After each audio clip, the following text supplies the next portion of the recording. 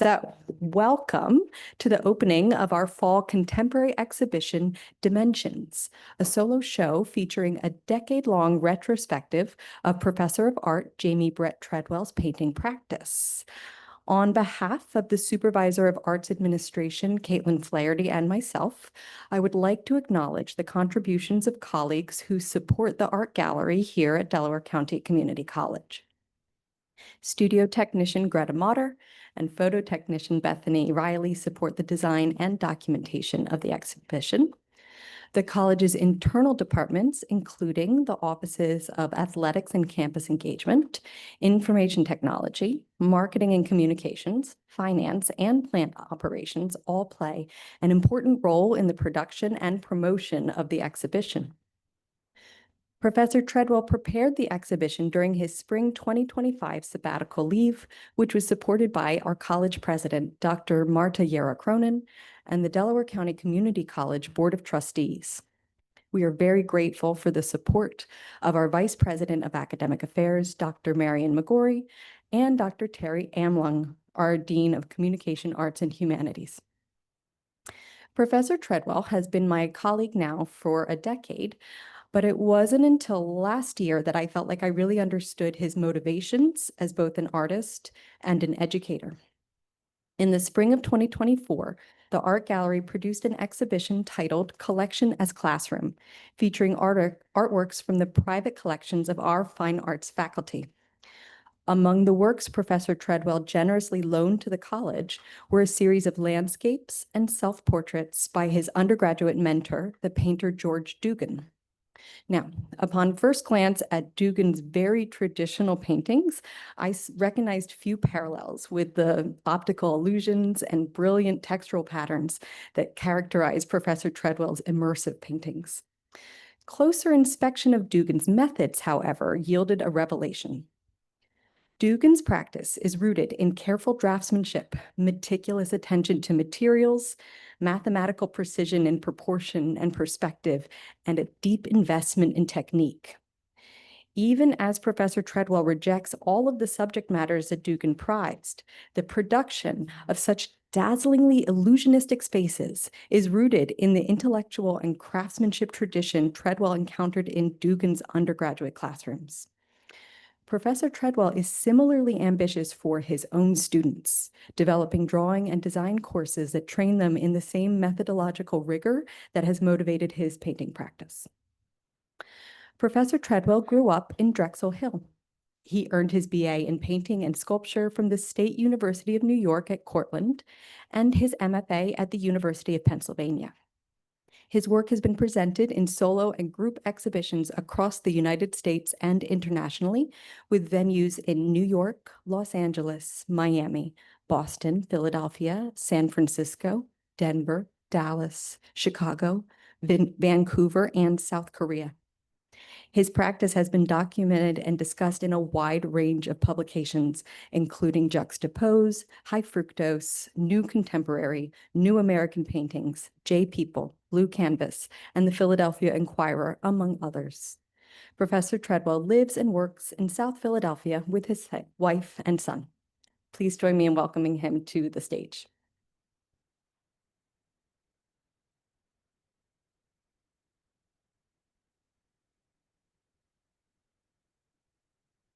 Thank you, Olivia, for that wonderful introduction. I also want to make some thank yous, but before I do that, George, can you make sure that this is muted so I don't have interference? Thanks.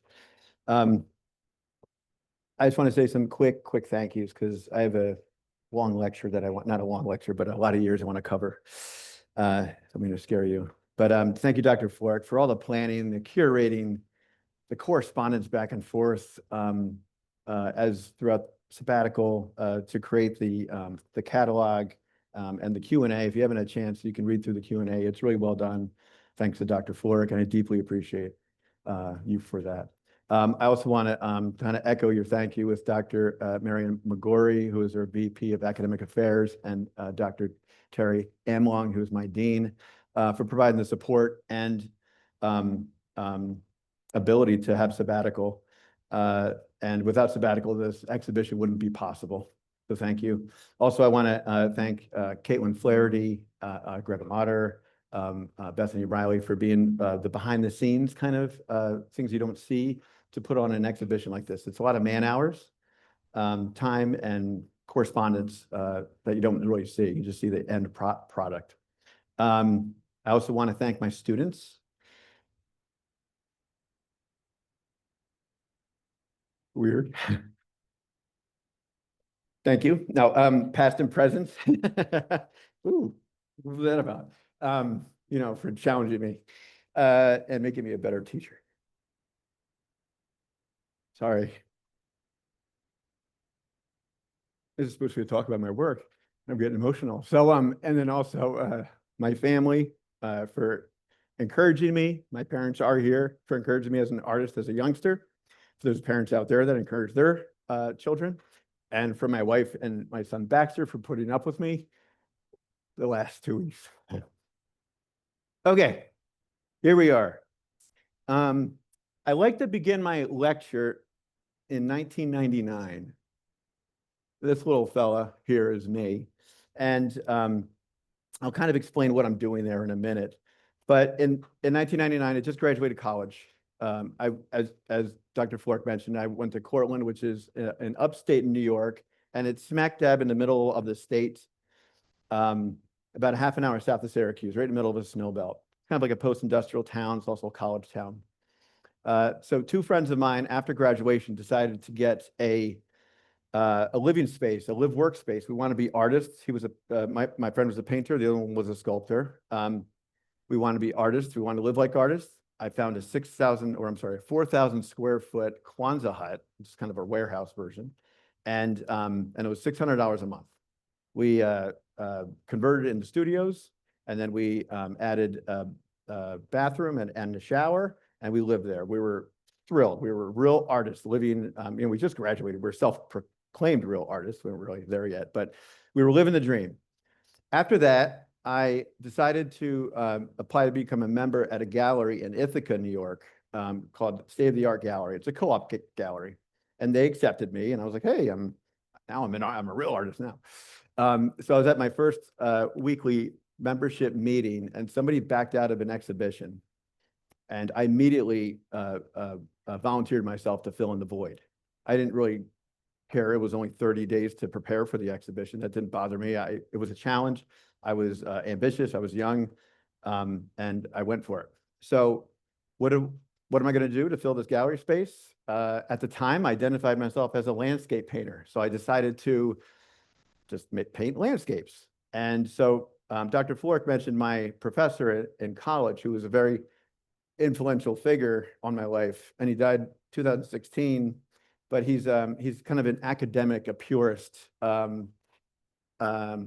painter, a traditional painter. And what that means is subject matter consisted of the still life, the figure, the landscape, and portraiture, kind of those four tenets. And so I wanted to emulate myself by him. So I also identified myself as that type of a painter, traditionalist. And so the landscape, and he used to say something to me. He was like, you have to paint the cold. You know, he was like this dramatic way of speaking, and he's captivating. And what he meant by that, it was like you kind of have to suffer through the elements out there, and it transitions into your painting. But there's something that I loved about the grittiness that he offered, and like hook, line, and sinker, I was sold. So I had a pickup truck at the time, and I had my French easel, kind of a contradiction in its own. Threw that out. Ooh, I gotta watch it. Threw the French easel in my pickup truck, and that's what this is here, if you're wondering what a French easel is. And was searching the environment for landscapes. And I would set up my easel, and I would paint a landscape. But in this case, I decided to paint this mobile home. I was kind of intrigued by how the sun was casting shadows from the trees onto the surface of that trailer there. And it kind of created this nice little pattern. So I painted it. I was just more interested in that than the landscape for the minute. And after I painted, I start to realize I might be onto something here. There's a certain subject matter that I didn't intend to paint, but is it worthy of painting? I'm supposed to be painting the still life, or I'm sorry, the landscape. And the landscape has this deep tradition of history and respect, and it's this high art form, but yet I'm painting something that um, um, might not be worthy of that, or that question mark. It intrigued me. And so I painted more. And I did another one and another one. And the weather started getting cold. So I couldn't paint anymore outside. My fingers were freezing. And I started to paint indoors. But there was a certain dichotomy between the landscape and these homes. And it was almost like could have been a critique on the environment. There's just a lot of dialogue that came from those paintings. And the reason I'm showing you this in 1999, because this is somewhat the blueprint of how I started to think about my work thereafter. And I'm kind of searching for these contradictive elements that initiate this dialogue, things that are out of place, unusual, unusual juxtapositions, just like this here. So I started to think about interior spaces because I was cold and I worked inside. And right here, I'm thinking about a whiskey bottle, which is an adult theme thing. And then this rubber ducky, which is more of a childlike. So I'm kind of juxtaposing this adult with child imagery. And I did a series of these all within that same show, pretty far off from landscape painting. But the subject matter and looking for these contradictions really started to interest me, and it does influence my work in grad school. So now, also one thing I want to point out, there's something called the Cortland Times and the Ithaca Times Cortland Standard. They're both newspapers, and they picked up the show, and it did create a little bit of a controversy. Someone wrote an opinion piece about the show. They weren't really fond of it because they didn't want the perception of that of what I was showing in the show to be included in the exhibition. And I was just kind of excited to get some response. I wasn't too concerned about affected by what they were saying, but I was excited to get that response. And it just kind of became addictive to me. So I'm in grad school now, but definitely wondering what this is. And in grad school, you're encouraged to kind of go outside of your comfort zone. I'm sure there's a handful of people in here that earn their MFAs, and you're encouraged to go out of your comfort zone, whether it be through medium, whether it be through changing your idea. And so I explored multiple different mediums. One was sculpture. I went in as a painter. I explored sculpture. From there, I went to performance. Some people in here actually saw that performance. And I also explored video and animation. I went all over the place. But in a video, I made this video in grad school, and it's called A Cowboy's Tragedy. And what I did is I didn't download at this time. I did tape to a VCR. The Jerry Springer Show. And if you're not familiar with the Jerry Springer Show, it's a kind of a talk show from the 1990s. A talk show is an understatement. And I paired it with an opera, and I made a 5-scene opera out of the Jerry Springer Show. So what I'm going to do is I'm going to show you 5 clips. I'm not going to show the whole video. It's 12 minutes long. We don't have time for that. But I'm just going to show you a few clips so you just get the idea of this video. So just give me 1 second to kind of get everything situated. Get my glasses on.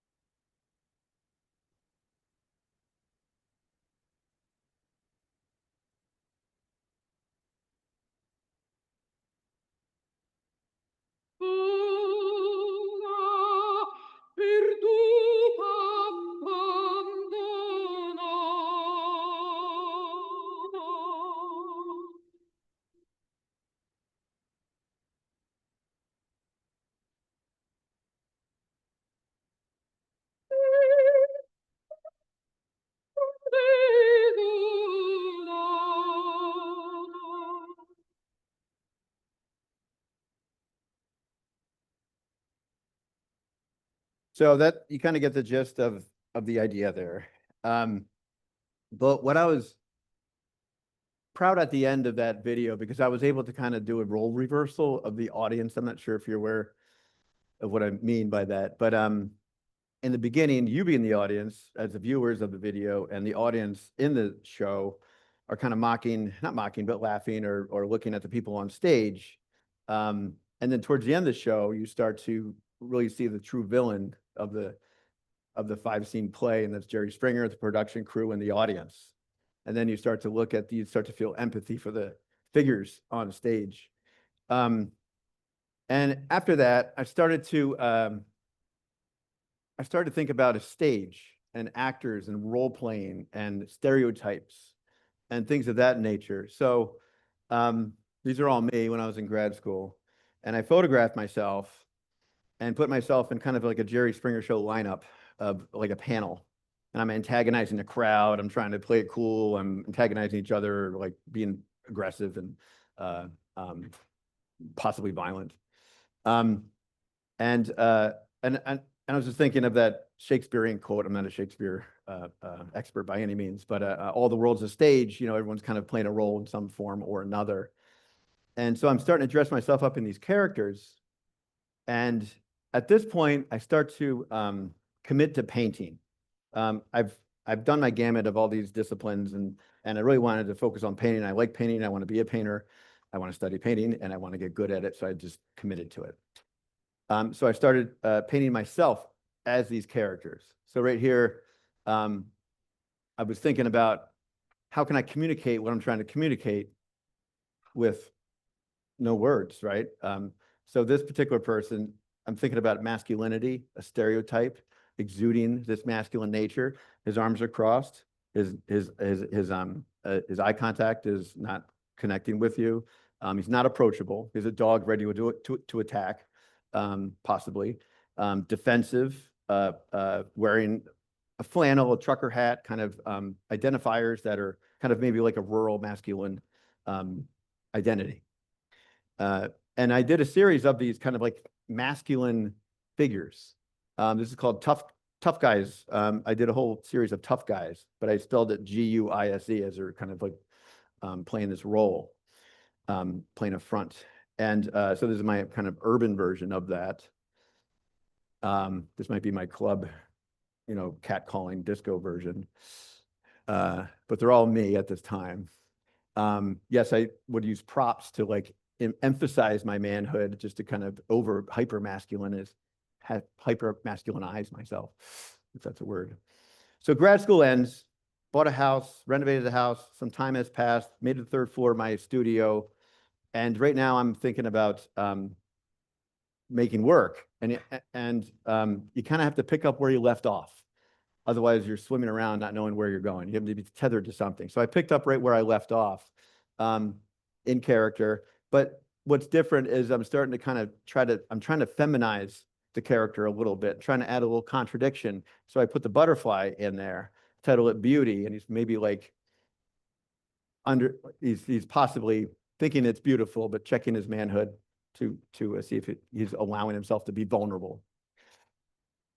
In this case, if you look at the flannel, or not the flannel, the camouflage jacket. Camouflage is associated with hunting or military. It has like a functional element to it. And outside of that function, to me, it's kind of an identifier of masculinity in possibly a rural environment.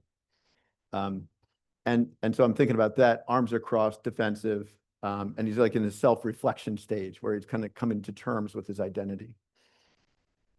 So I'm expanding outside of using myself as a model.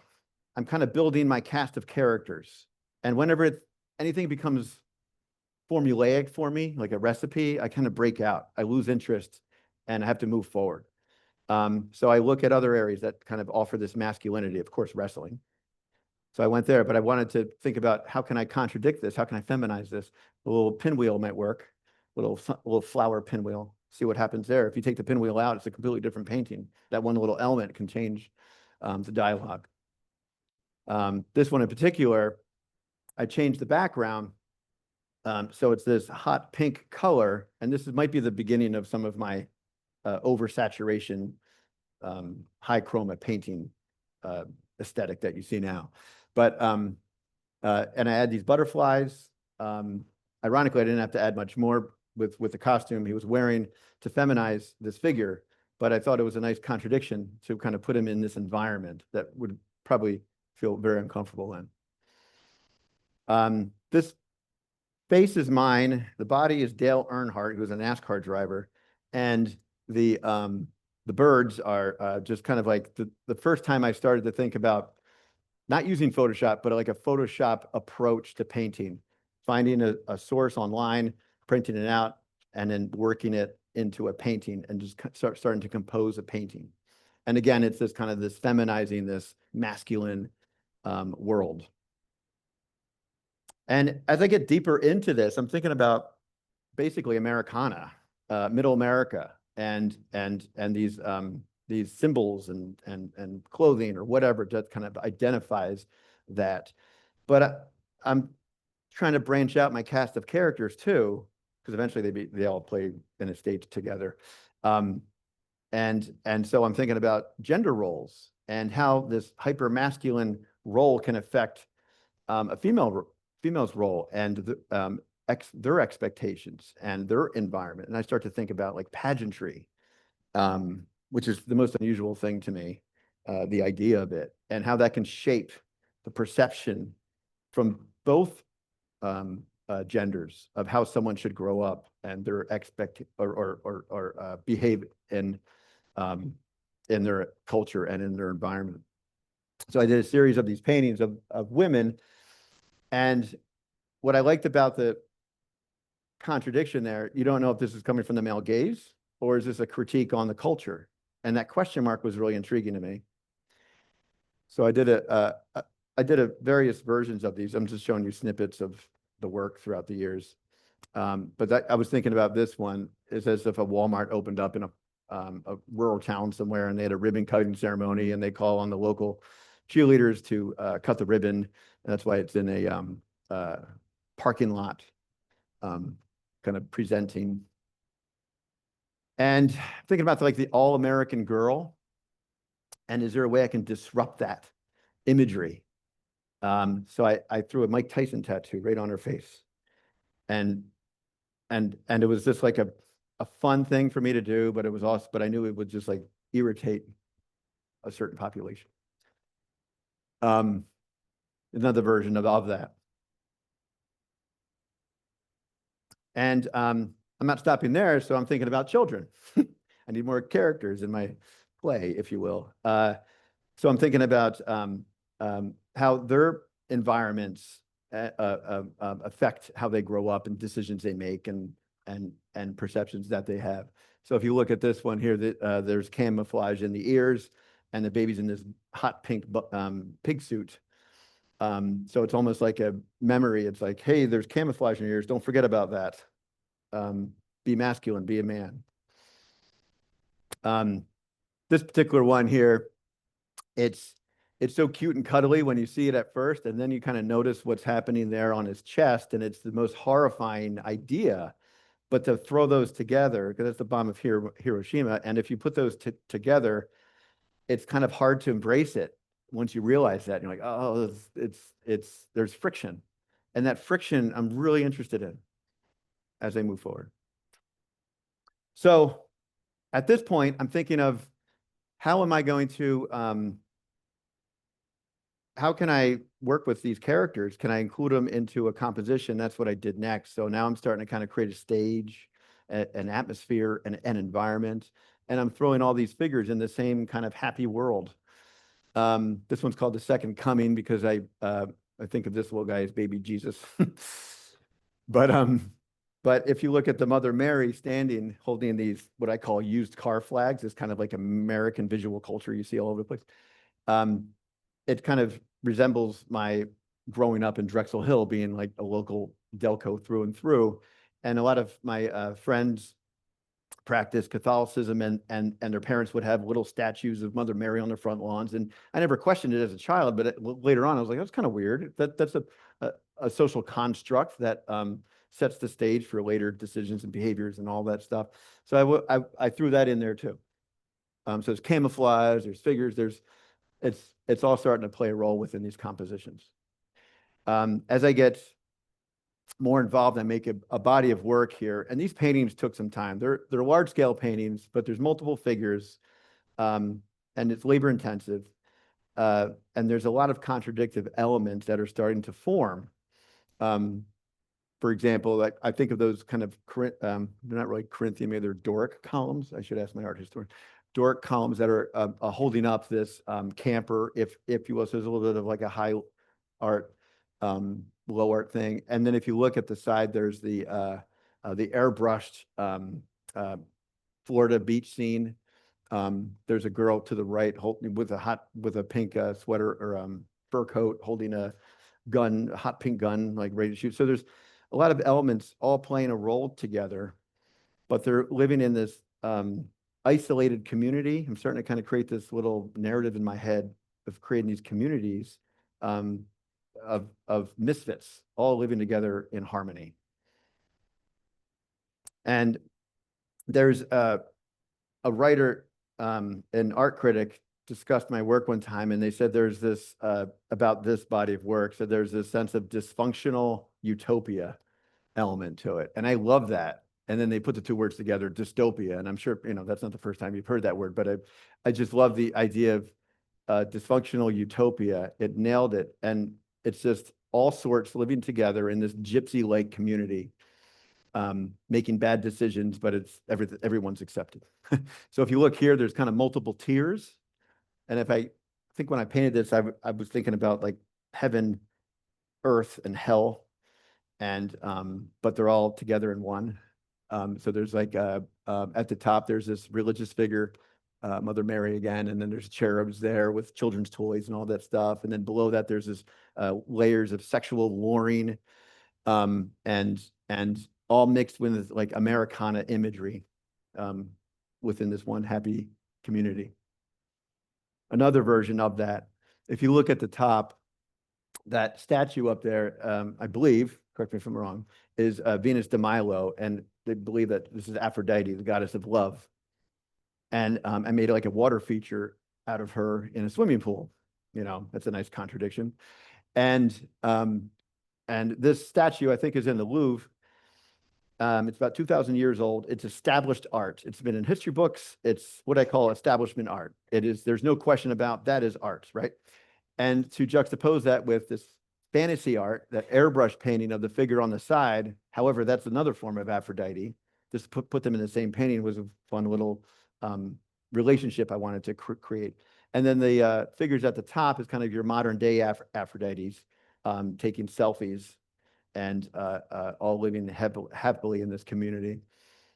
And my little ode to masculinity, if you look at the Firebird on top of the Trans Am there, that, a Trans Am is like a power muscle car, and it's just strength and power and masculine. And I just like to kind of throw those all together and see where it goes.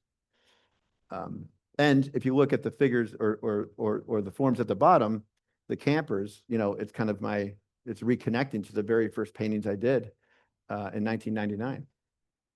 So this visual vocabulary is starting to kind of evolve, and I like to recycle them back in. So this particular painting, this boat down here is it's in Maine, and so I live in Maine during the summertime. And if you look at the boat, it has kind of like a 1957 Chevy style to it. So it's probably from the 50s or 60s. I photographed this boat in Maine, and it's the neighboring town is a town called Jonesport. And this boat used to be a recreational boat, maybe a speedboat, and it was converted into a lobster boat, a working boat. And if you look at the center console here, that was added on. And then next to the center console is this little pulley, and that's what's used to pull lobster traps up. And there's something about the community up there that I love. They're very resourceful. There's not a lot of money, and they'll recycle, repurpose anything that's around them. And so I saw this, and it's just like, I loved everything about it. I photographed it, and then I just used it as a starting point to make this painting. And I just recycled other elements that I was thinking about before. But this idea of this boat, and kind of like, it almost seemed like a sculptural form to me. So it pushed a whole body of work thereafter. And I started thinking about making these boats, houseboats, this kind of hermetic person that made these, and through found materials and kind of recycled them and threw them together. So just like that figure from Maine, whoever made that, was making boats, I was kind of channeling this person's imagination, if you will. And so I did various versions of these sculptural looking boats, found objects all worked together, recycling some of the, the airbrush paintings on side of vans and things of that nature. Another version here. This particular painting, if you recall, in 1989, when I was at Cortland, over to the right, to my right shoulder, you can't see it because, the photo doesn't show it, but there was a trailer there, and I remember clear as day. It was all white, and everything was white on the trailer, and if it wasn't white, it was painted white. But that's not the unusual thing. There was about 40 sculptures in front of the trailer that were just found objects stacked and unusual, like a soccer ball that was painted white, and then something else, and but there was like 40 of them, and it was just out of the blue. It was all these homes, and then this trailer there, and I was thinking about whoever made them is probably self-taught, doesn't care about an audience, is making the most freest form of artwork you can imagine. And I never forgot it. I kept like thinking about this for years on end. And so this is kind of my version of what they would make. So I decided to make sculptures. If you see here, these two were sculptures in front of this kind of camper, and the camper itself is a sculpture too. But when I was making those sculptures, as I was channeling this figure, this imaginary figure, because I never saw this person come out. I didn't know if he was male or female or anything. But it was the most freeing exercise that I ever did. And it allowed for my work to really take a completely different turn, not a full turn, because I'm still recycling some of the images from before. And I start to make more sculptures. Oops, no, that's right. So this is an imaginary sculpture that this person made, left there in this desolate, isolated landscape, way up north somewhere. And I just felt like I could be as unusual and ridiculous and absurd as I possibly could be. And it was just like a green light to make ridiculous decisions. And it was the most freeing experience that I had. I loved it.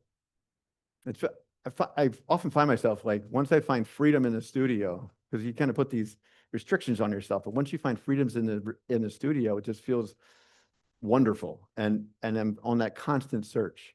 So here's another form of a sculpture. Like, this is a very unusual decision, to put a growling wolf in the end of this vacuum cleaner, style form coming out. But it wasn't me making it. It was this other person making it. So I was like channeling this other person. Another form of a sculpture, bringing in the religious element again. This is actually in the show. And I know you said a decade, so maybe just a little bit more than a decade. But this is just a sculpture in space. Is this in landscape? It might be, it might not be. Who knows? Another form of a sculpture. This is in the show. I suggest you go see it. And if you're wondering who that is in the corner, yes, it's Brad Pitt from the movie Troy. He's a perfect candidate for this painting. He was this like idealistic figure, a godlike. He's playing a god, Greek god, I believe Achilles. And so he was a perfect figure for the painting. And this is what I think of it as a sculpture, but it's also reclining male nude. When that's even ridiculous in its own sight, on this frozen ocean, if you will, in this serene landscape in the background. But this is also when I start, if you can tell, and if you have seen the show, but yeah, I start to get into this little optical illusion elements that's starting to form within these sculptural forms that I'm painting. Another form of a sculpture in landscape. Another form of a sculpture in landscape. these are in the show, so you can kind of see them. Sculpture on a pedestal.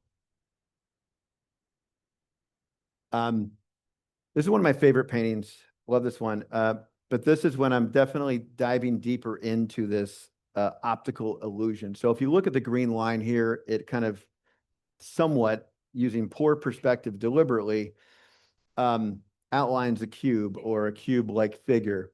And if you put that those vertical lines behind the cube, it fights. There's like kind of a tension, a conflict between 2 dimensions and 3 dimensions.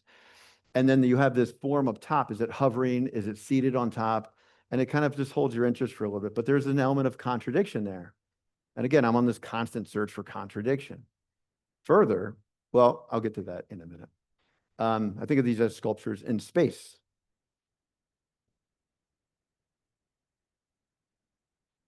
Another sculpture kind of, this is a mix between these geode forms I'm kind of experimenting with, these multifaceted forms, and also representation still finding its way in. The closest thing to representation, even though it's somewhat abstracted, this deep sky together in the same painting.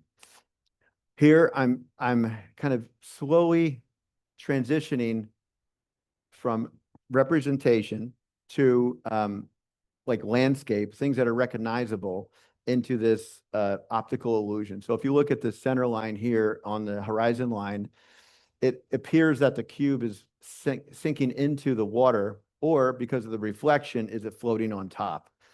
And that duality, that dichotomy, again, is something that I continuously explore. Even right here, these green lines fight those vertical flat lines in the back. And but it also has this sense of representation because of the environment.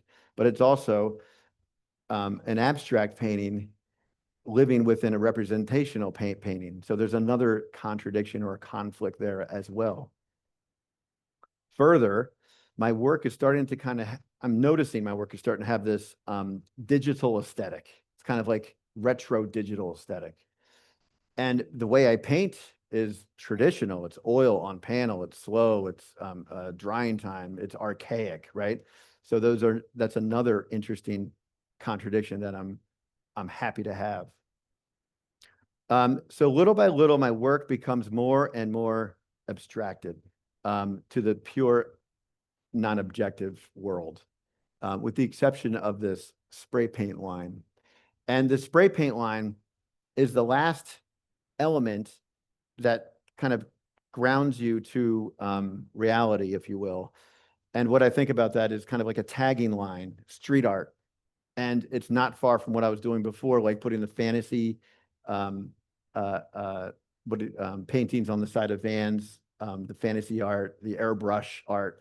So it's like this low versus high. So this is the world of abstraction, which is deemed a high art, and then you have something that's a low art, possibly street art, fused in the same world.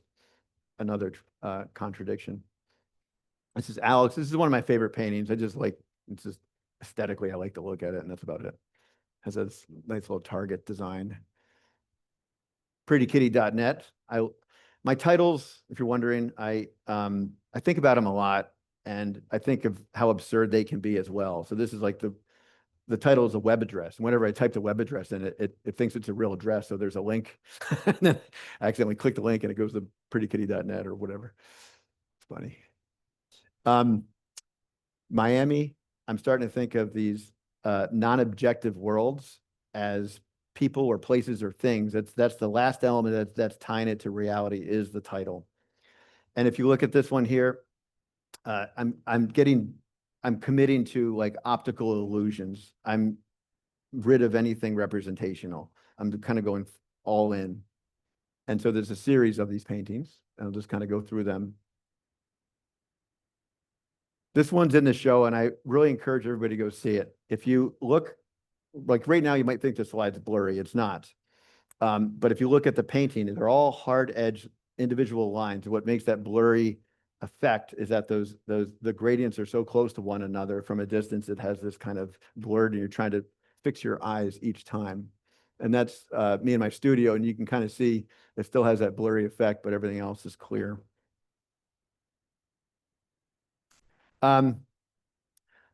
Quick story.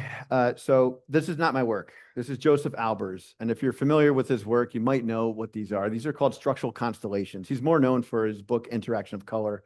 He's a color theorist. Joseph Albers, I'm just going to be a quick little history, just in case those of you don't know him. He's a German-American artist. He was a student at the Bauhaus, and he also became a teacher. The Bauhaus ended in 1924 from the Nazi regime. Gone, everybody fled. And went abroad.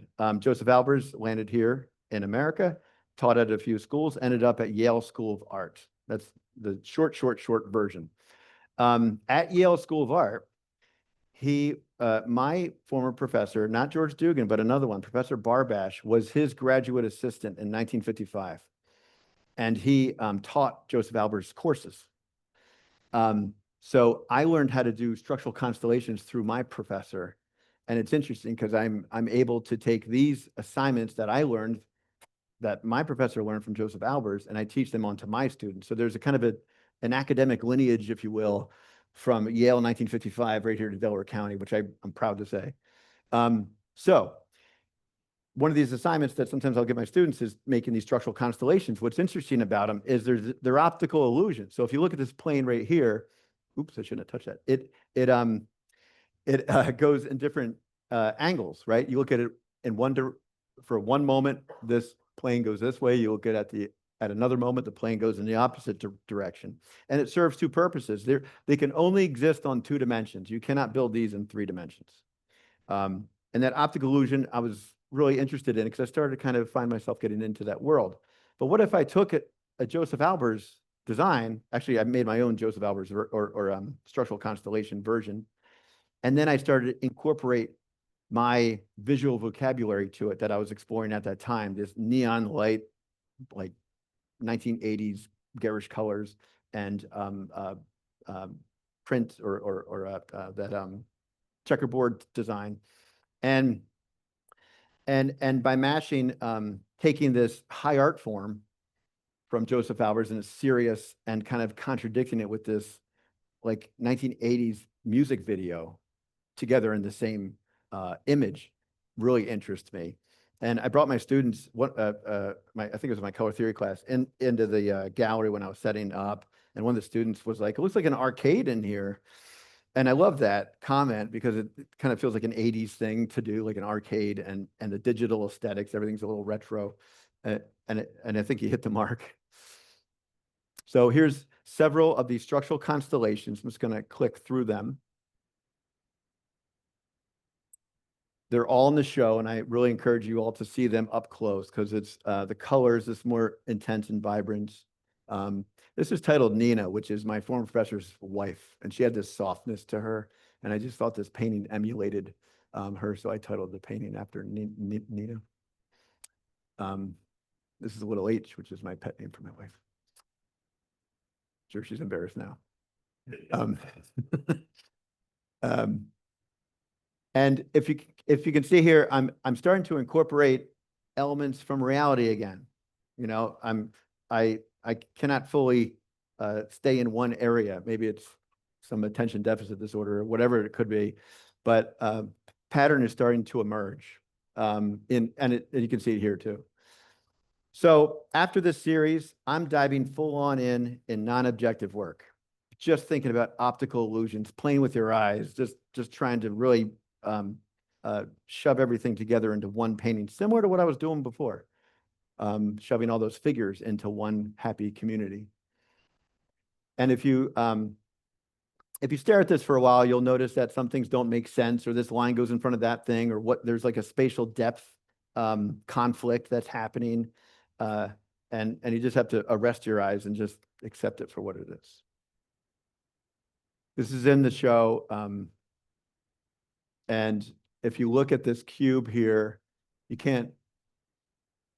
sometimes you don't know if it's in front or behind that river of color that's flowing through, or just everything kind of moves back and forth. So there's a kind of a optical illusion quality there, but that keeps moving.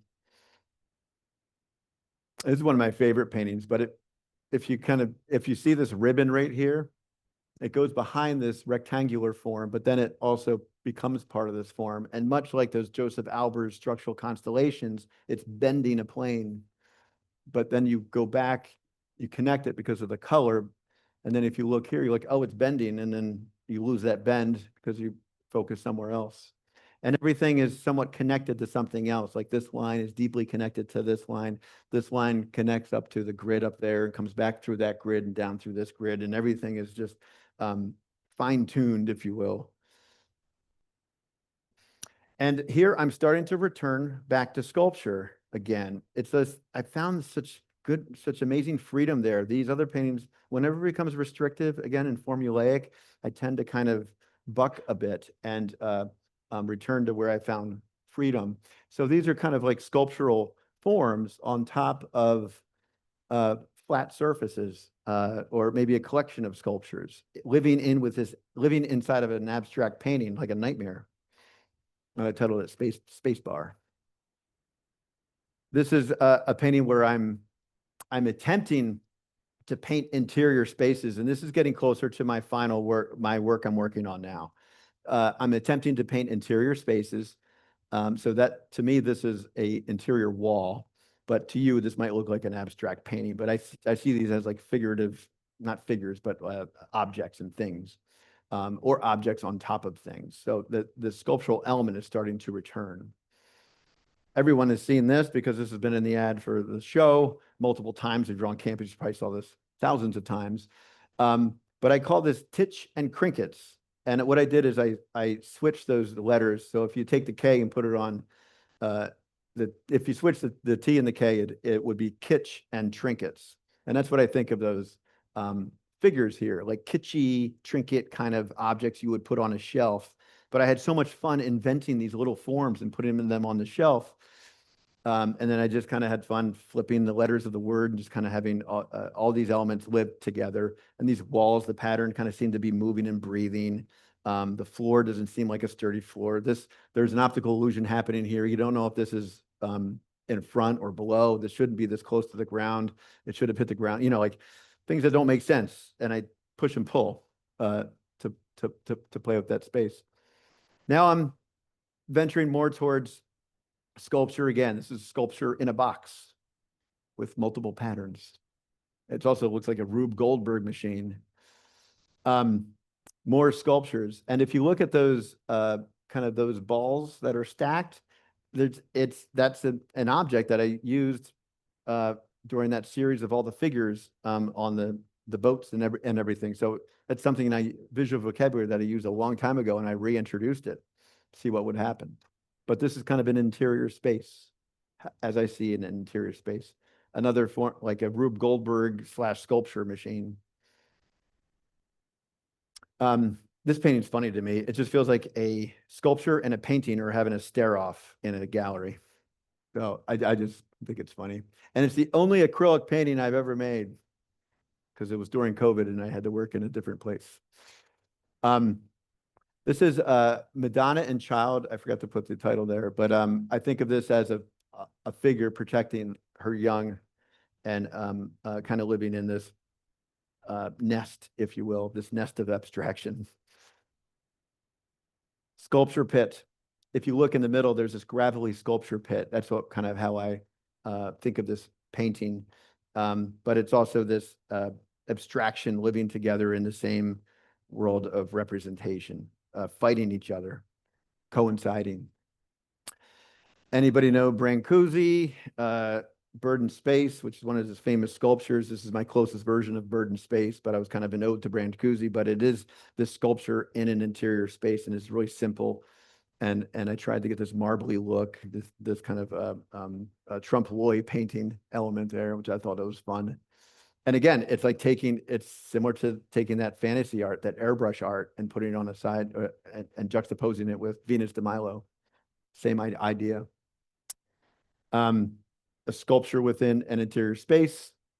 And I think of that like the contemporary gallery lighting at the top, you know, with if you've seen contemporary galleries lately, they all kind of have that lighting. So I wanted to emulate that with that neon gradient that I do. And I titled it Mid-Century Modern because of the palette of the wall. It kind of reminded me of that. Seeking Eccentric. I'm having a little fun with this. I have about 3 paintings left, and this is like the last where my head is now. And the Seeking Eccentric, I'm kind of applying a character to this person, like as if they're filling out a bio for a dating site, and they're looking for someone as eccentric as they are. So it kind of has a figurative element to me. Lake Placid Hipster. I was having fun with the title. What is a Lake Placid Hipster? I just kind of made it up. But the flannel, is kind of like an ironic thing to wear if you're in an urban environment. Not that Lake Placid is an urban environment, but urban enough. But it was just this is just a sculptural assemblage, mashing all these elements together and trying to make the sculptural form. And if you can't tell, I'm returning back to the figure, almost to those sculptures that I was making previously and that existed in my paintings.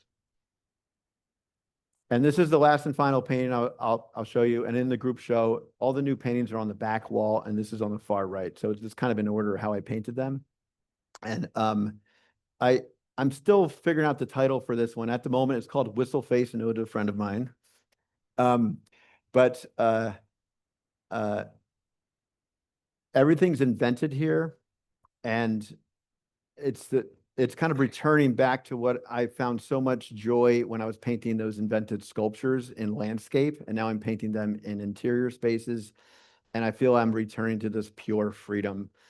So I'm in a happy place right now, and everything's invented. I'm not relying on imagery or appropriating or from other sources. It's just all worked out in the studio. So I'm in a happy place. And when I tell this or when I lecture, you think there's a big conclusion at the end, but this is just a kind of like a stopping point along the whole journey. So I don't know where I'm going to go next. There's multiple layers to peel. I mean, I know I'm going to make more of these, but maybe I might get tired of that eventually. And hopefully I can paint multiple years to come. But that's it. I want to thank everybody for coming.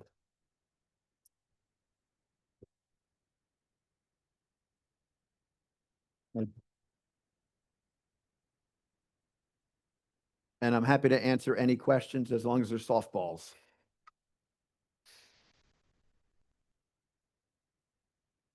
Everybody falling asleep. So, oh, Jesus. Walter, we'll start with you and then Ben. Point of the base or a background, get close. They're like little individual nuggets of color, or Yeah. maybe some little baby candies or something. Yeah. Is Yeah. it 3D? I didn't dare touch it. Yes, But it's if you want to touch it to see if it's a technique in 3D and it's Yeah. out and this it's way. and it's exactly right. It's based from pointillism. So what I did is I just got maybe 5 or 6 colors, and then I would just make dots.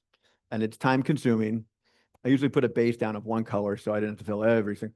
And it's multiple dots, and it's very textural. It's kind of fun to touch. I like to touch textural things, and so I'm like, oh yeah. And then when I put the varnish on, it really starts to shine, almost like it reflects, it flickers light. So if you look at it on an angle, that's one of my favorite textures. Yeah, just very time consuming. Oh, Bob?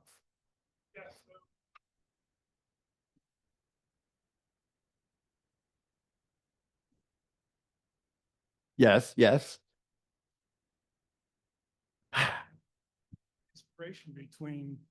Inspiration of how you both play off each other Yes. thematically. So I'll repeat the question just so everyone.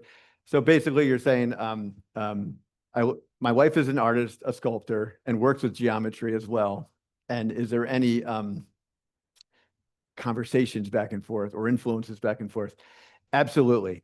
And if she was down here right now, she would probably let you know. So she might be working on something in the studio, and I come in and I'm checking out. And I'm like, oh yeah. So I take a mental note, and I might incorporate it in, but she has accused me of stealing a color, which I think is absurd. That's my color. I use that. You can't use it. They're going to know, like, but yes, I definitely, even from early on, I mean, it's funny you bring this up, but in graduate, because she went to graduate, we didn't go to graduate school together. We went to the same graduate school.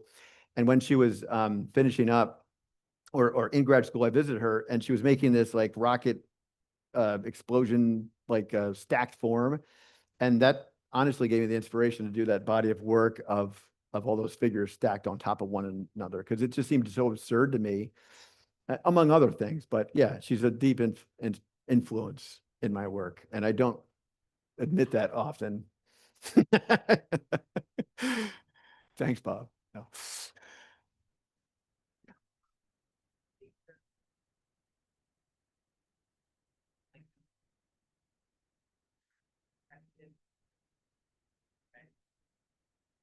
That's a good question. To repeat that, am I going to kind of revisit the campers in Americana and kind of where I'm updated version of it now? I feel like I am tapping into it a little bit. I don't know if it's going to be as literal, but I am definitely reintroducing ideas that I was working with before, but I'm going about it a completely different way. Because it did become really restrictive and formulaic for me, and I just couldn't do it anymore. But now, because I'm just going with pure invention and like distorting the face and not caring, almost like pure freedom, like that artist that lived in the trailer that had all the white sculptures, just channeling this person. If I can do that, then yes. But once it starts going there too literal, or if I feel like I'm going backwards, then I'll stop. Yeah. Yeah. Beth.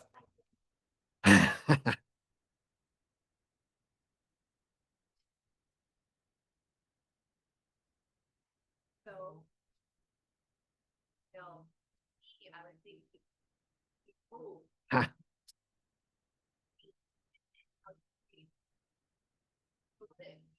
what that that's funny.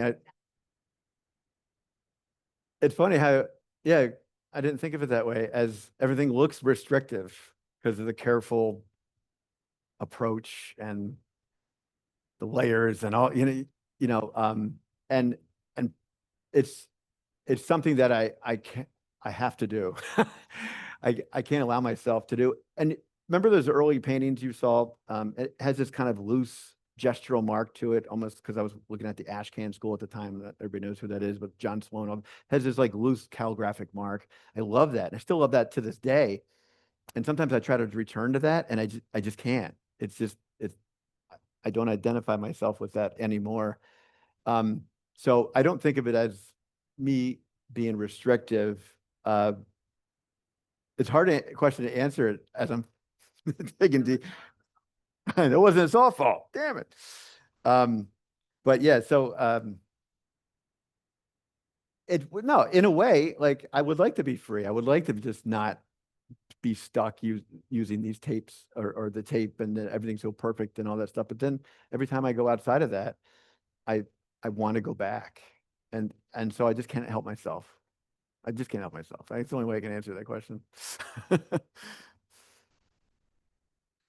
Oh, all right, let me answer one and then Sarita.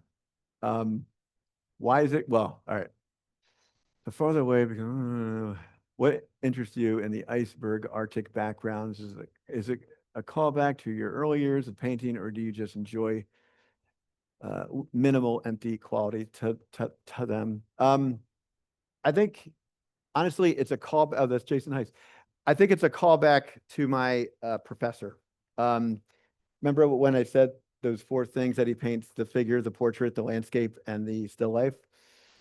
I just could not ever rid him off, like kill my mentor kind of a thing. And so I just felt like I had to return to those and honor him, but on my terms. So that's the answer to that question. Why is it called family therapy? It's too personal. I'm gonna need a therapist to answer that one. Yeah, that's my answer to that. Sarita.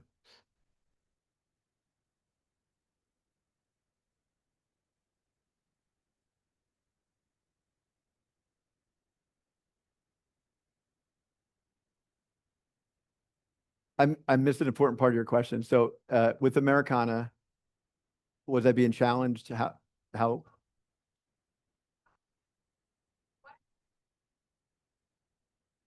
Oh,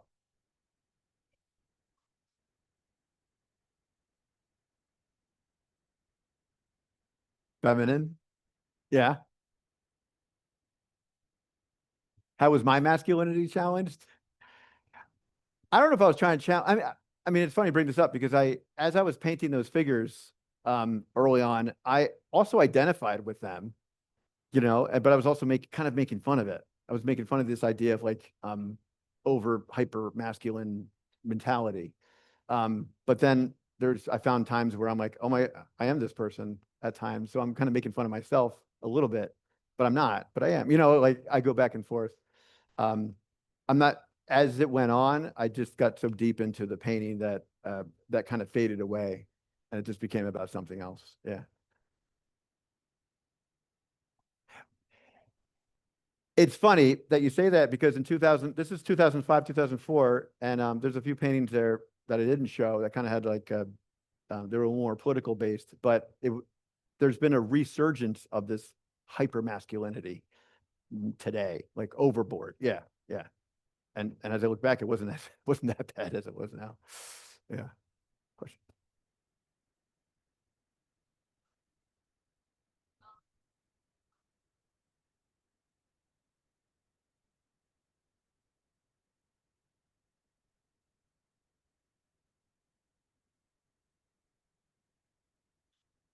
Good question. So originally with color, I was using it to kind of feminize the environment, right? Or to contradict the figures, to put them in an uncomfortable environment.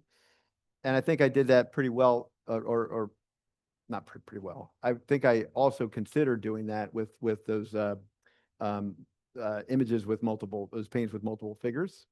I was kind of reincorporating that color, that high chroma, and it just started to become my palette, and and I just want that pop, that oversaturation element to scream overboard. And I even varnish my paintings to get an extra umph of chroma. In addition to that, I paint on panel, and this is my theory, and someone can call me out on it, but I think light goes through canvas and dulls the color a little bit. But if it hits the panel, it stops and it stays on the surface. So all those reasons kind of, and I'll do multiple layers sometimes to get the chroma to be on the surface even more, and it pushes that chroma. So I've just been so absorbed with it lately that I am identified with it now. And I don't even really second guess it anymore. Yeah. Riley.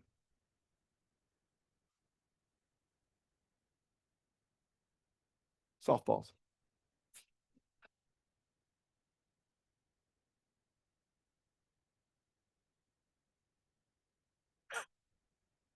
Easy question. Good.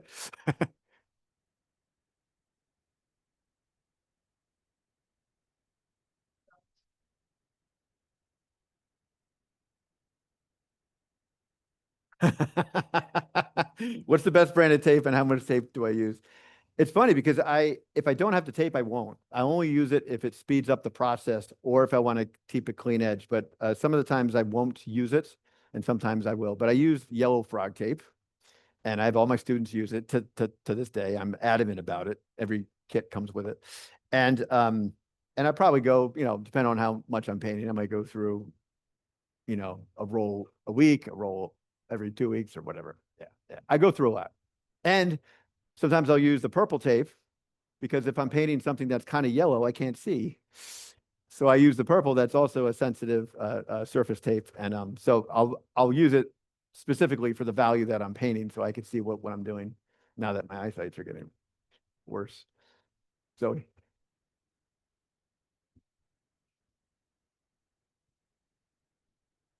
Oh, boy.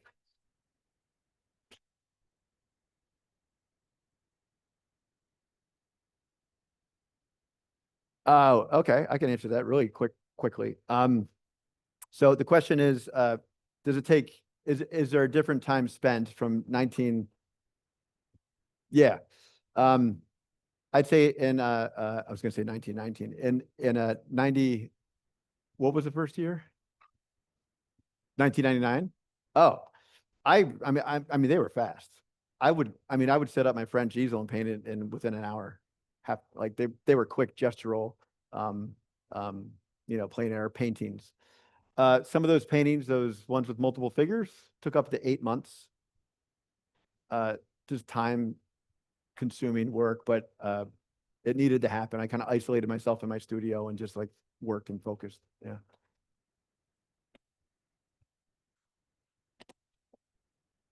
Okay. Yes, I will. I swear I have it on YouTube somewhere. And I will play it for you or PowerPoint.